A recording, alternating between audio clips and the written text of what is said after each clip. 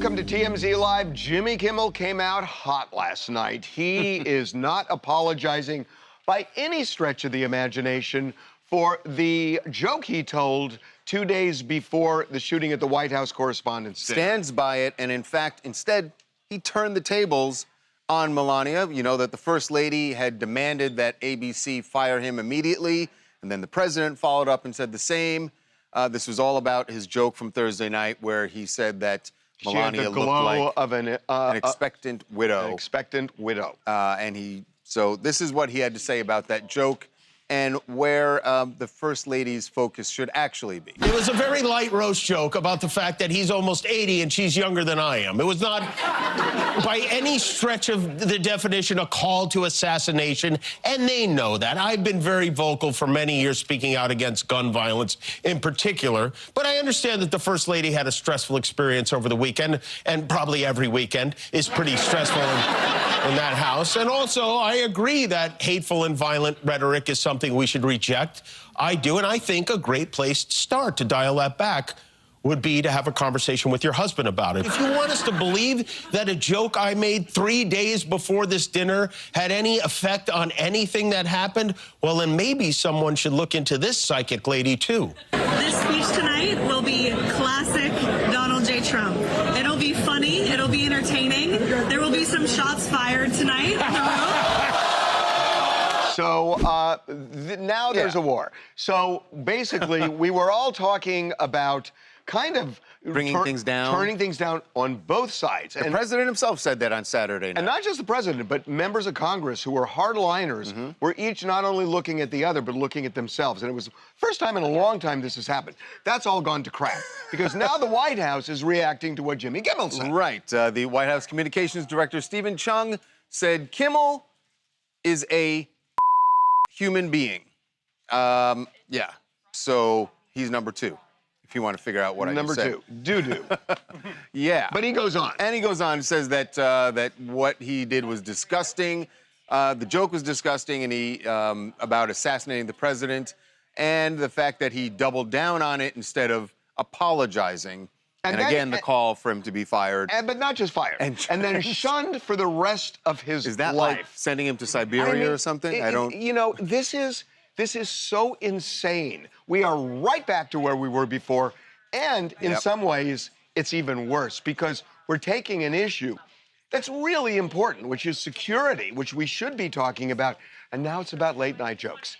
And this is insane. No. Especially, it's not about a late night joke. It's about describing Donald Trump repeatedly over, you know, 8 years now as the reincarnation of Hitler. He didn't say that. No. Hold on, but you're talking about a bigger thing, Mike. Yeah, I'm not talking about just John. But they're talking about Kimmel. No, they're not talking about. I understand. But what about Kimmel? That's the question. He has repeatedly made jokes that have painted Donald Trump out to be the devil. But that's not what they're talking about here. They've already dealt with that. Talking about the Thursday night joke, which nobody said anything. It's an Friday ambiguous morning. joke. Was it probably about age? Sure, maybe. It wasn't but when about somebody it. when somebody tried to kill you at that point twice, now right, 3 fair times enough. in the last 20 months. No, I know, but So what about Carolyn Levitt? What about that? That's a figure of speech, No, but Harvey. how is Harvey, when it you're suits missing you, the point. No, it's not about suing me. When it suits you, one is a figure of speech and one is a threat. It's about Jimmy Kimmel. It's about Jimmy Kimmel being a partisan person. Fine, most of us are. He's a partisan person who despises Donald Trump. He doesn't believe that he's Hitler, but he says that he is. But it's not and about there are people it's out there, about Harvey, who hear him and who are not rational. But to your and then they do things it's like about that. this To your point, joke. if Thursday night's joke was those things, and because the president has had 2 attempts on his life before, why Friday morning, Friday afternoon, Friday evening, Saturday morning, Sunday, nobody was saying anything about the Thursday joke until Monday morning when it suited. Because when somebody then tries to kill him again, it brings back... So Monday it becomes an issue? I mean, it doesn't make... after what happened, yes, Harvey, Can we just be reasonable? That it was a joke. It was a silly joke. And we are now making it nuclear war. And what we're doing now is it's lazy and it's easy to now focus on Jimmy Kimmel and not focus on real issues that are going on right now. By the way, Congress is taking a week off May 1st, after a 2-week recess and a 4-day holiday this past weekend. There are things we should be talking about. And Somebody just tried to kill the man. I mean, who Okay, cares well, then about, what we should be who talking cares about that? Then deal. I don't care about their vacation days. Then deal with the deal with the security lapses that we should be talking about. For sure, but we can concentrate on more than one thing. No, we can't. No, it's all about Jimmy Kimmel right now. No, because he's the famous guy. He represents all the crap. And now there are reports that the FCC is going after the NBC's license. That they shouldn't do. I know, but they are. No, it's a mistake. It was a misstep last time, and it backfired right in their face, and it will again. Backfired. Did you say backfired? What do you mean by that? What do you mean by backfired? Whoa. Don't call him Hitler. People out there will take you literally, guys. Hi, my name is Bridget from Milwaukee, Wisconsin. You know, this joke was made days prior, and comedians joke, and we all know that comedians use situations, they use experiences to express their opinions and what they feel. This kind of is borderlining freedom of speech, freedom of having your own thoughts concerning people and certain situations.